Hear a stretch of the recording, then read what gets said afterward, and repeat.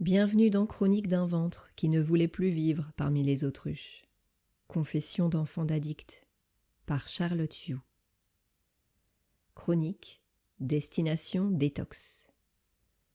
Je dédicace la chronique qui va suivre à Nicolas, mon collègue et fidèle auditeur du podcast SOS d'un ventre qui vivait parmi les autruches.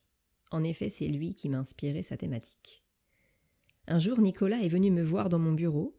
Il venait d'écouter Reset et Métamorphose d'essence, 2 épisodes clés de mon podcast, au sein desquels je livre le moment le plus effrayant de ma vie, survenu peu avant mes 30 ans.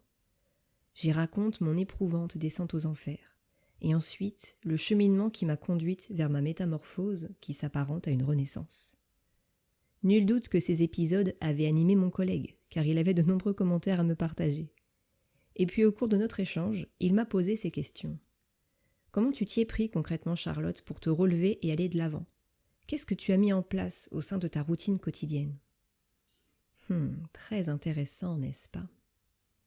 Alors voilà, cher auditeur, le fil rouge de cette chronique. Je vais faire de mon mieux pour partager l'envers du décor de mon aventure intérieure, aborder ses principales étapes. Je précise que je n'ai nullement la prétention de proposer une recette miracle, un protocole qu'il suffirait d'appliquer pour se délester du fardeau nous empoisonnant l'existence.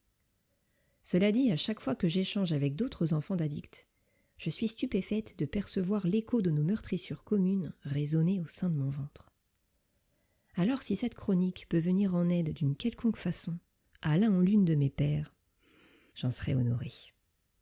Allez, il est temps pour moi de me glisser dans ma peau de jeune maman, à l'époque où ma fille Elena avait 2 ans. Alors je revois son adorable frimousse de grand bébé, ses boucles blondes et son regard bleu qui a l'art de vous transpercer. Maintenant je frissonne, en renouant avec l'épuisement, les nerfs à fleur de peau et la tachycardie qui n'avait de cesse de torturer mon ventre.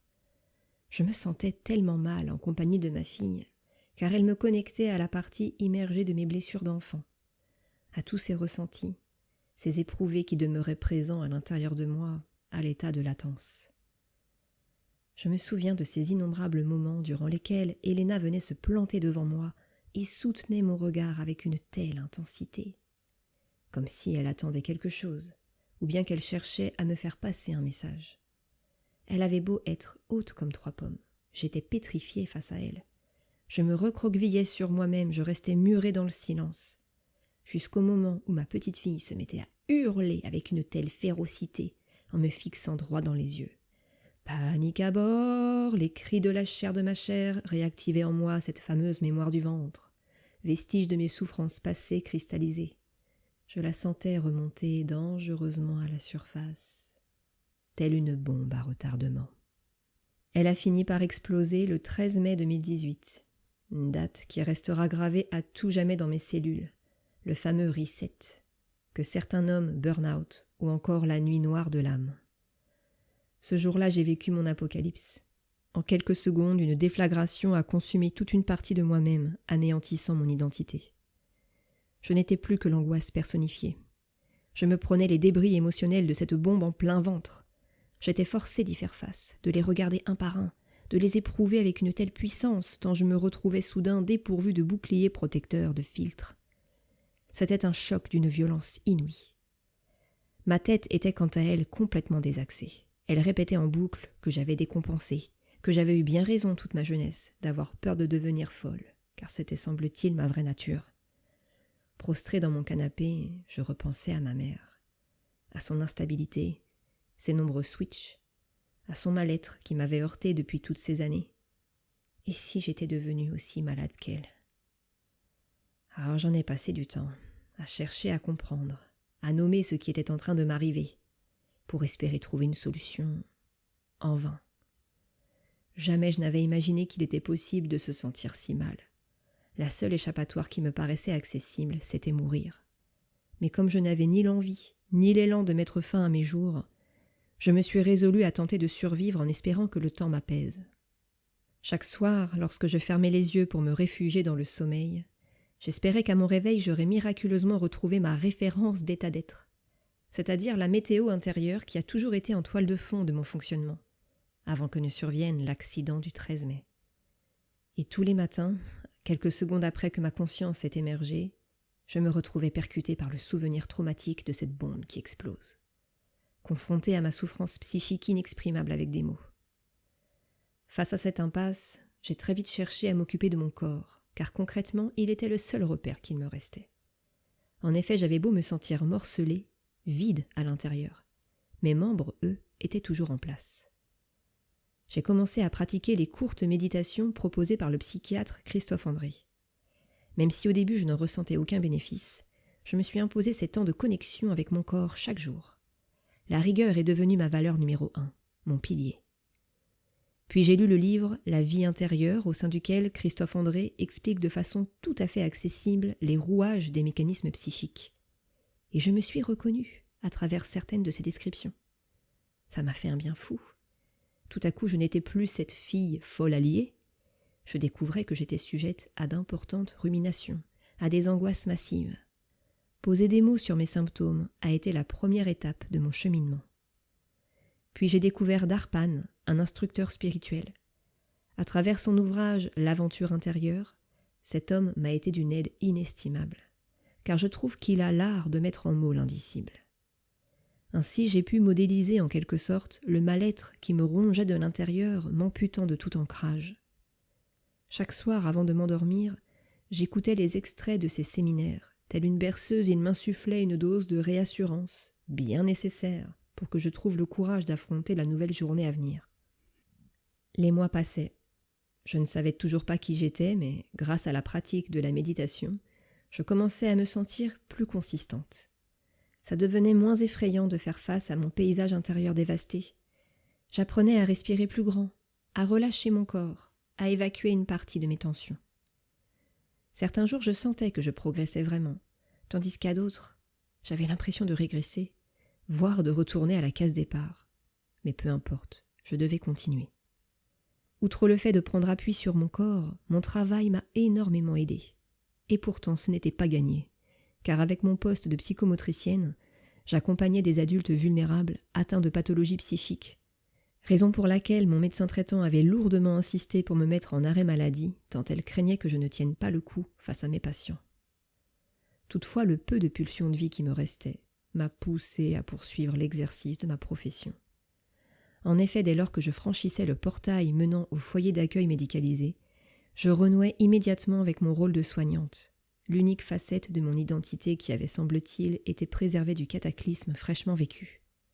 Le cadre induit par ma fonction me contenait, pour ainsi dire. À cette période de ma vie, j'ai connu un véritable boom au niveau de mes compétences professionnelles, mon savoir-être. Je parvenais tout à coup à beaucoup mieux comprendre le mal-être exprimé par certains résidents.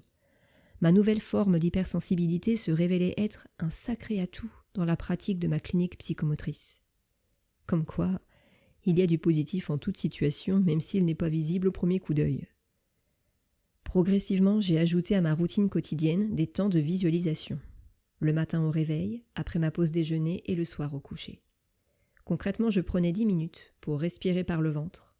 À l'inspiration, j'imaginais absorber un air blanc et pur, chargé de vitalité, puissant au point de venir chasser tout le toxique contenu en moi à chacune de mes expirations. Je pratiquais également ces visualisations lorsque je faisais du jardinage plusieurs fois par semaine. C'était nouveau pour moi, d'être au contact de la nature. Ça me faisait un bien fou, ça adoucissait mon anxiété de fond et cela générait à l'intérieur de moi un sentiment de satisfaction. C'était une nouvelle façon de cultiver mon jardin intérieur. La deuxième étape qui s'est avérée d'une importance capitale au cours de mon cheminement, ça a été le démarrage d'un travail d'introspection accompagné par une psychologue clinicienne. Chaque semaine, lorsque j'entrais dans l'immeuble où elle exerçait, j'étais accompagné de mon immuable vague à l'âme. J'empruntais les escaliers qui menaient à son cabinet. Il représentait une sorte de sas. Au fur et à mesure que je franchissais les étages, c'était dingue. Je percevais de plus en plus la présence d'un sac sur mes épaules. Comme si tout à coup, mon corps concentrait la source de ma souffrance et de mon déséquilibre en une masse invisible mais palpable. Et enfin, lorsque je prenais place dans le fauteuil face à la thérapeute, je posais symboliquement mon fardeau à mes pieds. J'étais tout à coup animé d'une vive énergie pour aller, pardonnez-moi l'expression, remuer la merde qui le renfermait. Ainsi, à chaque séance, je partais en expédition spéléologique, accompagné d'une guide équipée de sa lampe torche, capable d'éclairer les ténèbres des galeries sombres, hostiles et inconnues qu'il me fallait traverser. Ces moments de thérapie, c'était mon havre de paix, un espace-temps au sein duquel je renouais psychiquement avec des bribes de sérénité, d'espoir de parvenir un jour à me sentir bien. Tout simplement parce que je prenais le temps de prendre soin de moi, et que la présence de cette psychologue me permettait de me sentir en totale sécurité. Au fil des séances, j'ai ouvert en grand ma boîte de Pandore. J'ai ainsi créé des ponts entre mon mal-être actuel et celui que j'avais vécu enfant, au sein de mon huis clos familial. Lorsque j'étais confrontée à l'alcoolisme, aux troubles de l'humeur de ma mère et à l'indifférence de mon père. J'ai accueilli le cœur meurtri de la petite Charlotte, cette facette de mon être que j'avais inconsciemment enfouie et qui était brutalement remontée à la surface. Parallèlement à ma démarche d'introspection, je me suis intéressée aux travaux de Thomas Dansbourg, ce psychothérapeute spécialisé dans la communication non violente, et j'ai découvert sa saisissante conférence « Cessez d'être gentil, soyez vrai ». Elle a provoqué un déclic en moi. J'ai pris conscience à quel point, malgré ce que je pensais, j'étais toujours enfermée dans le schéma éducatif dicté par mes parents, prise au piège des fausses croyances et pensées limitantes que ces derniers m'avaient inculquées. Soutenue par la psychologue, j'ai réussi à faire ce symbolique pas de côté, me permettant de prendre du recul vis-à-vis de ma problématique familiale pour libérer mon ventre de sa toxicité. Dès lors, je me suis autorisée à faire des choses dont j'avais toujours eu envie, mais sans jamais oser, tant je redoutais d'aller à l'encontre de mon père et de ses principes cartésiens et matérialistes. Par exemple, je me suis tournée vers des approches d'introspection permettant à mon corps, à mon énergie de s'exprimer, la kinésiologie et l'hypnose entre autres. Et lors d'une séance de MDR, j'ai le souvenir nébuleux d'avoir à un moment coupé avec mon mental. D'un seul coup, 2 mots ont surgi face à moi. Acceptation, confiance. Immédiatement, j'ai perçu qu'il s'agissait d'un message subtil qui ne provenait pas de mon cerveau. J'ai senti naître en moi une brèche, ou plutôt une ouverture, au sein de laquelle une énergie de vivance, puissante et bienveillante, s'est engouffrée. Ah, c'était tellement réconfortant. Difficile de mettre des mots sur ce que j'ai alors ressenti. J'ai su dans toutes mes cellules que je faisais partie d'un tout, et qu'une force subtile que j'ai de suite nommée l'univers venait de s'inscrire en toile de fond de mon paysage intérieur. La naissance de ma relation à la spiritualité a été la 3e étape de mon processus d'évolution, celle qui m'a fait réaliser que le reset n'était finalement pas un effroyable accident, mais un ingrédient de mon cheminement. Tel un oignon auquel on arrache toutes ses couches, il avait fallu que je sois sauvagement dépouillée de mes repères pour que ma véritable nature ait l'opportunité de jaillir. C'est à cette période que j'ai rencontré sur mon chemin l'auteur et philosophe Fabrice Midal. J'ai perçu son livre « Foutez-vous la paix et commencez à vivre » comme une invitation, un précieux guide m'encourageant à continuer sur ma lancée, pour me libérer de mon fardeau et apprendre à vivre avec un grand V. Peu de temps après est survenue la 4e étape, celle que je considère comme la signature de ma métamorphose. Il s'agit de notre mariage à Benjamin et moi. Porter le nom de famille de mon mari, cet acte symbolique. Eh bien, je m'en suis saisie comme une opportunité de m'apprivoiser et d'officialiser cette nouvelle version de moi-même, à l'essence authentique, vulnérable, détoxifiée de l'influence de mes racines. Cher auditeur, il y aurait tant d'étapes à aborder, car le cheminement est un processus qui ne cesse jamais. Toutefois, il va être temps pour moi de clore cette chronique. Alors, si mes mots MAUX ont résonné dans ton ventre, j'espère que mes mots MOTS, eux, l'ont réchauffé. Fin de la chronique.